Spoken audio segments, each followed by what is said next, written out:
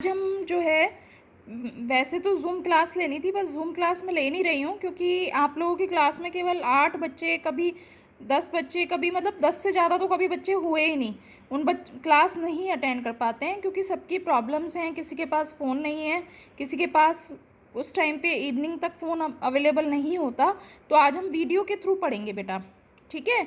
अब वीडियो के थ्रू जो है हम लोग जो चैप्टर कर रहे थे उस दिन जूम क्लास पे मैंने आपका लिया था रिवीजन के लिए, कार्बन एवं इसकी यौगिक। ये आपको वर्कशीट आई थी रिवीजन वाली, तो ये हमने शुरू की थी। इसमें हम लोग एक एक नंबर वाले जो क्वेश्चन थे वो कर चुके थे और आपके लघु उत्तरीय प्रश्न पे हम लोग आ गए थे।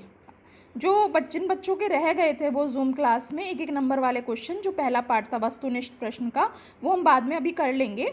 पर पहले हम लोग शुरू करते हैं लघु उत्तरीय प्रश्न से। अब मैं बेटा इस वर्कशीट को क्यों ले रही हूँ पहले ये समझो। इस वर्कशीट को मैं इसलिए ले रही हूँ क्योंकि ये आपकी रिवीजन वर्कशीट है। इसमें पूरा का पूरा चैप्टर आपका कवर हो रहा है, तो जितने भी इम्पॉर्टेंट पॉइंट्स हैं नए सिलेबस के अकॉर्डिंग वो आपके इसमें कवर हो रहे हैं। तो आपको इससे ज़्यादा करने की ज़रूरत नहीं है। इसी को आप इतने अच्छे से कर लीजिए कि आपके इसमें से ही बोर्ड में क्वेश्चन मिल सकते हैं, ठीक है बेटा। तो हम शुरू करते हैं। आज का हमारा पहला क्वेश्चन है हाइड्रोकार्बन क्या है और उदाहरण दीजिए। देखो हाइड्रोकार्बन, जैसा कि आपको नाम से पता चल रहा है, हाइड्रो में हाइड्रोजन भी है, कार्बन कार्बन हो गया। तो इसके अंदर क्या क्या होगा, हाइड्रोकार्बन क्या होंगे, ये हाइड्रोजन और कार्बन के यौगिक होंगे। मतलब हाइड्रोजन और कार्बन के यौगिक को हाइड्रोकार्बन कहते हैं। अगर हाइड्रोजन और कार्बन के तत्व को आपस में मिला दिया जाए तो क्या बनेगा, हाइड्रोकार्बन बनेगा। अब इसके उदाहरण पूछे हैं, जो आपको मैंने आंसर वाली वर्कशीट भेजी थी उसमें इसके उदाहरण में बहुत सारे उदाहरण दिए थे। पहले तो इसके टाइप ही बताए थे, संतृप्त हाइड्रोकार्बन और असंतृप्त हाइड्रोकार्बन। अगर हम पहले इसका मीनिंग समझें, संतृप्त हाइड्रोकार्बन क्या होते हैं। संतृप्त हाइड्रोकार्बन वो होते हैं जिसमें एकल बंध होता है। एकल मतलब जिसमें केवल एक डंडे वाला बंध होता है, उसमें बहुत ज़्यादा बंध नहीं होते, उसमें एक सिंगल बॉन्ड होता है या एकल बंध होता है, वो होते हैं संतृप्त हाइड्रोकार्बन। उनको और ज़्यादा बंध की आवश्यकता नहीं होती, मतलब वो एक बंध में ही संतुष्ट हो जाते हैं। तो इसमें इन्होंने उदाहरण दिए हैं इसके एल्केन, मीथेन, ईथेन और इस तरह से आपको तीन, मतलब मीथेन, एथेन, इसके उदाहरण दिए हुए हैं। इसमें एल्केन आते हैं जनरली। अब हम आते हैं असंतृप्त हाइड्रोकार्बन। असंतृप्त हाइड्रोकार्बन कौन से होते हैं, जिसमें एक से ज़्यादा बंध होते हैं। मतलब इसमें डबल डंडे भी हो सकते हैं, ट्रिपल डंडे मतलब 3 वाले डंडे भी हो सकते हैं। और ये जो होते हैं ये इनके अंदर और भी ज़्यादा बंध बनाने की क्षमता होती है, मतलब ये कभी भी संतुष्ट नहीं होते। तो इसमें आपके आ जाते हैं एल्कीन, एल्काइन, एल्कीन। अब इसमें कौन कौन से हैं, एल्कीन में आपके उदाहरण दिए हुए हैं एथीन, प्रोपीन। एल्काइन में आपके दिए हुए हैं एथाइन, प्रोपाइन। आइन वाले जितने भी हैं वो आ जाएंगे, एरियंस, इसमें बेंजीन, जिसमें नैप्थलीन वगैरह, ये सब दिए हुए हैं। आपको इन्होंने उदाहरण पूछे हुए हैं तो आप इसमें से कोई से भी उदाहरण देकर बता सकते हैं, ठीक है। ये आपका हो गया क्वेश्चन, आपका जो था लघु उत्तरीय प्रश्न में हाइड्रोकार्बन वाला। तो समझ में आया बेटा। तो सबसे पहले हमने क्या किया, इसमें हाइड्रोकार्बन क्या होते हैं। तो अब आपको अगर पेपर में क्वेश्चन आ जाए तो आपको ज़्यादा सोचना नहीं है, सिर्फ हाइड्रोजन और कार्बन के यौगिक, जो नाम से ही पता चल रहा है, हाइड्रोजन और कार्बन के यौगिकों को हाइड्रोकार्बन कहते हैं। उदाहरण पूछे हैं तो आप इसमें मीथेन, एथीन, बेंजीन, कोई से भी उदाहरण दे सकते हैं। आप उसमें देख लोगे, अगर 2 नंबर का है तो इतने से ही काम चल जाएगा। 3 नंबर का है तो आप इसको असंतृप्त संतृप्त दोनों में डिवाइड कर दोगे और आंसर दे दोगे। उसके बाद हम आते हैं, हमारा दूसरा क्वेश्चन है कार्बन उत्कृष्ट गैस विन्यास का जो है, कार्बन जो है उत्कृष्ट गैस विन्यास का कैसे प्राप्त करता है। तो इसके लिए बेटा मैंने आपको आंसर जो भेजे थे उसमें लिखा हुआ था कि कार्बन किस तरह से, उत्कृष्ट मतलब क्या होता है, उत्कृष्ट मतलब कि किस तरह से वो, जो हमारी जो क्लासेस बनी होती हैं, जब हम 9th में भी जो चैप्टर पढ़ के आते हैं कि पहली कक्षा में 2 इलेक्ट्रॉन होने चाहिए, दूसरी कक्षा में 8 इलेक्ट्रॉन होने चाहिए, उसी को बताया गया है। तो ये कैसे कार्बन कैसे प्राप्त करता है, कार्बन क्या करता है, ये 4 इलेक्ट्रॉनों की साझेदारी करता है। ये मैंने आपको उस दिन जूम क्लास में भी बताया था। साझेदारी मतलब 4 इलेक्ट्रॉन ये साझा करता है। मैंने इसके लिए आपको एक एग्जाम्पल भी दिया था कि ये ऐसा नहीं है कि जैसे आपके पास कोई चीज़ है और आपके फ्रेंड के पास वो चीज़ नहीं है। मतलब एक बुक की मैंने आपको बात बताई थी कि आपके पास साइंस की बुक है और आपकी फ्रेंड के पास एसएसटी की बुक है। तो अब आप चाहते हो कि आप भी पैसा खर्च ना करो, वो भी चाहती है कि उसका भी ज़्यादा पैसा खर्च ना हो, तो आप दोनों आपस में शेयरिंग कर लोगे, तो ये साझा हो गया। इसी तरह से कार्बन भी क्या करता है, जो इसकी कक्षा में बाहर वाली कक्षा में 4 इलेक्ट्रॉन होते हैं, ये पूरी तरह से उनको नहीं देता। ये दूसरे को अपने 4 इलेक्ट्रॉनों का साझा कर लेता है, उसके भी 4 इलेक्ट्रॉनों का आपस में साझा कर लेता है। तो ये क्या करता है, साझेदारी करके बंध बनाता है और स्थायी विन्यास प्राप्त कर लेता है। दूसरा पॉइंट हमने क्या दिया था, दूसरा पॉइंट इसमें ये दिया था हमने, अब इसके यही आप इसका केवल आंसर लिख दोगे कि 4 इलेक्ट्रॉनों की साझेदारी करके सहसंयोजक आबंध मतलब बंध बना लेता है और स्थायी विन्यास प्राप्त कर लेता है। क्वेश्चन क्या था हमारा कि कार्बन उत्कृष्ट गैस विन्यास कैसे प्राप्त करता है, तो इसका यही है कि ये 4 इलेक्ट्रॉनों का सहसंयोजक बंध बना लेता है। तीसरा क्वेश्चन आपका था सहसंयोजी यौगिक विद्युत के कुचालक क्यों होते हैं। सहसंयोजी यौगिक विद्युत के कुचालक इसलिए होते हैं क्योंकि जितने भी सुचालक यौगिक हमारे पास होते हैं वो जनरली क्या होते हैं, जल में घुलनशील होते हैं और आयंस में बढ़ जाते हैं। जैसे अगर सोडियम क्लोराइड हमारे पास है, अगर हम इसे पानी में घोलेंगे तो नमक है, सोडियम क्लोराइड क्या होता है, नमक होता है हमारी जनरल लाइफ में। नमक का फार्मूला होता है NaCl। अगर आप इसको पानी में नमक को घोलते हो तो क्या होता है, नमक घुल जाता है। अब इसमें विद्युत धारा प्रवाहित करने पे क्या होता है कि ये आयनों में टूट जाता है। सोडियम आयन पॉजिटिव की तरफ चले जाते हैं, क्लोरीन आयन नेगेटिव की तरफ हो जाते हैं। लेकिन जो हमारे सहसंयोजक यौगिक होते हैं ये जल में घुलते नहीं हैं, और जल में जब नहीं घुलेंगे तो विद्युत धारा प्रवाहित करने के बाद आयन में भी नहीं टूटेंगे। जब आयन में नहीं टूटेंगे तो ये क्या होंगे, विद्युत के कुचालक होंगे, इनमें विद्युत धारा प्रवाहित नहीं हो पाएगी। समझ में आ गया बच्चों, ये विद्युत के कुचालक इसलिए होते हैं, सिंपल सा आंसर है। कोई भी चीज़ विद्युत के कुचालक तब होगी यौगिकों में जब वो पानी में घुलनशील नहीं होगी और आयंस के अंदर नहीं टूटेगी।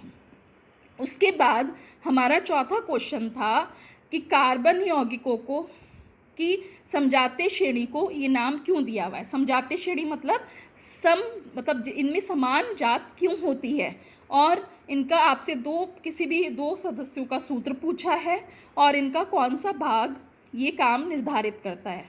भौतिक गुणधर्म कौन सा निर्धारित करता है और रासायनिक गुणधर्म कौन सा भाग करता है। अब जिन भी यौगिकों में समान क्रियात्मक समूह होता है वो समझाते कहलाते हैं। जैसे अगर हम इंसान और जानवरों की अलग अलग तुलना करें तो हमारे पास यही तो है, इंसान 2 पैरों पे चल सकता है, ठीक है, और इंसान के अंदर सारी इंद्रियां विकसित होती हैं। जानवरों के अंदर के 4 पैर होते हैं, वो 4 पैरों से चलते हैं, और उनके अंदर बोलने की, जैसे हम लोग बात करते हैं लिख पाते हैं, वो क्षमताएं नहीं होती। तो इसी तरह से हम इसको भी समझ सकते हैं, अगर हमें किसी चीज़ को समान बताना है तो हमें कोई ना कोई ग्रुप तो उसका ढूंढना पड़ेगा, ठीक है।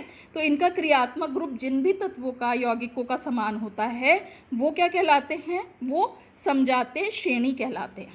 अब अल्कोहल का हम यहाँ पर उदाहरण ले लेते हैं। अब यहाँ पे अल्कोहल में आपको एक तो दिया है मीथेनॉल, और एक दिया है हमने एथेनॉल, और एक प्रोपेनॉल। इसमें तीनों में लास्ट में OH लगा हुआ है। जो मैंने आपको आंसर भेजे थे आप खोल के बैठना, जब इस वीडियो को देखोगे आपको क्लियरली समझ में आएगा। OH दिखाई दे रहा होगा, आप सबको दिखाई दे रहा है बेटा, OH लिखा हुआ देखो, CH3OH, C2H5OH, C3H7OH, तीनों दिख रहे हैं आपको।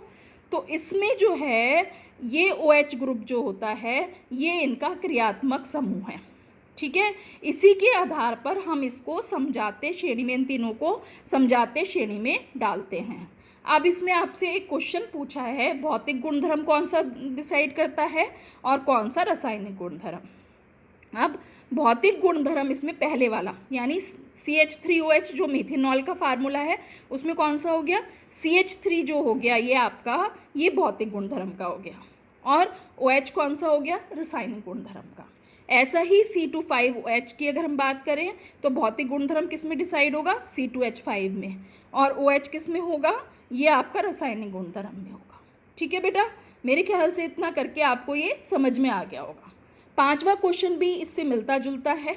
समझाते श्रेणी की आपसे विशेषताएं पूछी हैं, 3 विशेषताएं पूछी हैं आपको। मैंने यहाँ पर 4 भेजी थी, आप उसमें से कोई भी 3 आपको इजी लगे वो याद कर लेना, क्योंकि एक ना एक क्वेश्चन इसमें से ज़रूर आ सकता है। एक तो पहला विशेषता यही है, 2 कर्मागत सदस्यों के बीच में CH2 का अंतर होता है। ये आपका पहला वस्तुनिष्ठ उसका आंसर भी है कि 2 समझाते श्रेणी के बीच में कितना अंतर होता है, CH2 का अंतर होता है। ठीक है, आप ऊपर भी देख सकते हो, आपके 2 फार्मूले थे, CH3OH, C2 5OH। ठीक है, अब यहाँ पे देखो CH3OH में कार्बन कितना था, 1, हाइड्रोजन कितने थे, 3। अब C2H5 में कार्बन कितने हो गए, 2, और हाइड्रोजन कितने हो गए, 5। अगर आप माइनस करोगे तो क्या आएगा, CH2 आ जाएगा। तो 2 समझाते श्रेणी के सदस्यों के बीच में CH2 का अंतर होता है। एक श्रेणी को सामान्य सूत्र द्वारा दर्शाया जाता है, श्रेणी के सदस्य को सामान्य विधि द्वारा बनाया जाता है, और इनका नामकरण भी सामान्य फॉर्मेट के द्वारा किया जाता है। तो आप इन चारों में से जो आपको इजी लगे वो 3 विशेषताएं आप लोग ढंग से कर लेना। अब आपसे छठा क्वेश्चन बेटा पूछा है। छठा क्वेश्चन क्या पूछा है आपसे, समझ में आ रहा है ना बेटा? जो नहीं समझ में आएगा तो आप मेरे को ग्रुप पे ही डाल के पूछ लेना, मैं आपको दोबारा से एक्सप्लेन कर दूंगी। ठीक है, छठा क्वेश्चन क्या है आपका कि कार्बन की प्रकृति अद्वितीय क्यों होती है। अद्वितीय को अगर हम हिंदी में मतलब सोचें तो मतलब कार्बन अलग तरह की प्रकृति को, मतलब सबसे भिन्न, मतलब सबसे मतलब स्पेशल तरह की प्रकृति क्यों दिखाता है। तो कार्बन की प्रकृति इसलिए होती है क्योंकि श्रृंखलन गुण केवल इसी में पाया जाता है, मतलब ये श्रृंखला में यौगिक बना सकता है। इसका आकार छोटा होता है तो सबसे आसानी से अभिक्रिया कर लेता है। चतुष्फलीय संयोजकता, इसकी संयोजकता 4 होती है। आपको पता है ना कि बाहर के कक्ष में जितने इलेक्ट्रॉन होते हैं वो अपना कक्ष पूरा करने के लिए जितने उसको इलेक्ट्रॉन चाहिए होते हैं उस तत्व को, वो उसकी संयोजकता कहलाती है। कार्बन का मैंने आपको पिछली क्लास में बताया था, जो परमाणु संख्या होती है वो 6 होती है। तो इसके पहली कक्षा में कितने गए, 2 गए, दूसरी कक्षा में कितने गए, 4 गए। तो अब इसको पूरा करने के लिए अपनी कक्ष कितने चाहिए, 4 और चाहिए। तो जितने इसको चाहिए वो क्या हो जाएगी, इसकी संयोजकता हो गई। तो संयोजकता क्या हो जाती है इसकी, चतुष्फलीय संयोजकता। इसी गुणों के कारण इसको हम अद्वितीय प्रकृति का मतलब बोलते हैं। किस किस गुण के कारण, श्रृंखलन गुण के कारण, छोटा आकार होने के कारण, और चतुष्फलीय संयोजकता होने के कारण। अब 7वां प्रश्न पे हम आते हैं। ये आपको एक श्रेणी दी है, समझाते श्रेणी, जिसमें आपको दिए हुए हैं C3H6, C4H10, C5H10। उससे रिलेटेड आपसे क्वेश्चन पूछे हैं। उन्होंने क्वेश्चन पूछा है, पहला क्वेश्चन क्या पूछा है, क्वथनांक के बढ़ते हुए क्रम में इन हाइड्रोकार्बन को आपको व्यवस्थित करना है। ठीक है, अब जैसे जैसे द्रव्यमान बढ़ता है, मतलब जो यौगिक बड़ा होगा उसका क्वथनांक और गलनांक उतना ही अधिक होगा। तो सिंपल सी बात है, आपको देखते ही पता चल रहा है, जिसमें कार्बन ज़्यादा हाइड्रोजन ज़्यादा उसको आप मतलब एक दिखाई देने से ही पता चल रहा है। C3H6 सबसे छोटा है, C4H8 बीच का है, C5H10 सबसे बड़ा है। तो आप उन तीनों को अरेंज कर दोगे और उसको अरेंज करके आप दिखा दोगे। ठीक है, इनको बढ़ते हुए क्वथनांक के क्रम में जोड़ दोगे। जितना भी द्रव्यमान बढ़ता है उसी के हिसाब से गलनांक और क्वथनांक भी बढ़ते जाते हैं। ठीक है, तो C5H10 का सबसे ज़्यादा होता है, फिर C4H8 का होता है, फिर सबसे कम C3H6 का होता है।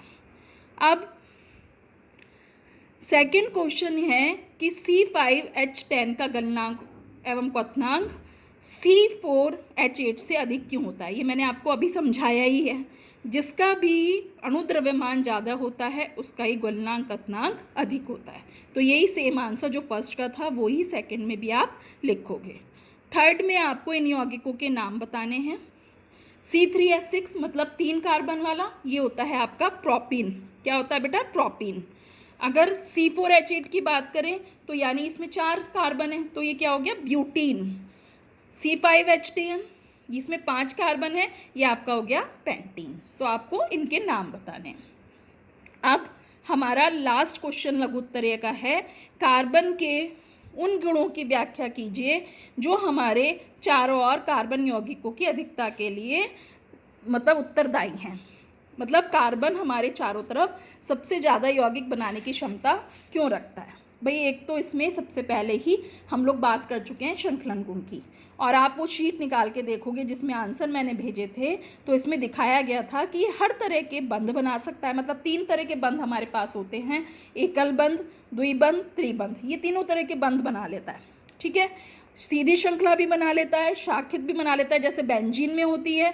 तो इसके अंदर श्रृंखलन की जो गुण होता है, इसी के कारण इसके अंदर यौगिक बनाने की क्षमता बहुत अधिक होती है। चतुष्फल्य संयोजकता, ये सब इसके अंदर 4 संयोजकता होती है, मैंने आपको ऊपर भी समझाया है, जिसके कारण ये साझा करने की प्रवृत्ति इसकी बहुत ज़्यादा होती है, क्योंकि ये अपना विद्युत धारा प्रवाहित होने में आयनों में नहीं बंटता, तो इसको साझा करना पड़ता है।